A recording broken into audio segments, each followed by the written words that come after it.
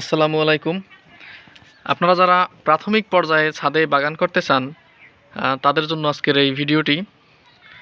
বাগান ছাদে খুব সহজেই আপনারা বিভিন্ন ধরনের সবজি চাষ করতে পারেন।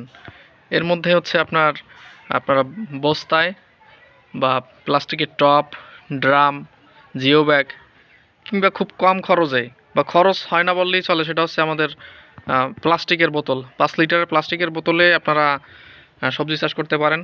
ছাদের যে অংশটুকুই আমাদের ফাঁকা থাকে সেটিকে চাইলেই আমরা সুন্দর একটা ছাদ বাগান গড়ে তুলতে পারি।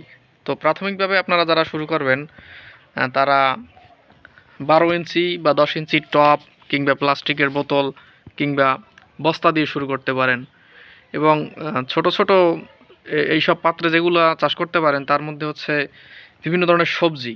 এতে আপনার পারিবারিক পুষ্টির চাহিদা যেমন পূরণ হবে, সাশ্রয়ী হবে এবং নিজের বাগানে চাষ করা সবজি যে কতটা আপনি দেখার সাথে সাথে আপনার মন ভরে যাবে আনন্দে।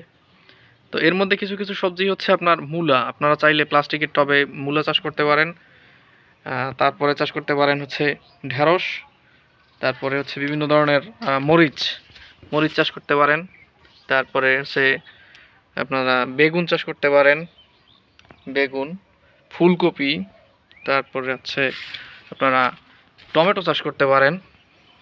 তারপরে মিষ্টি কুমড়া, বরবটি, করলা, এগুলো সবই ছাদ বাগান করা সম্ভব।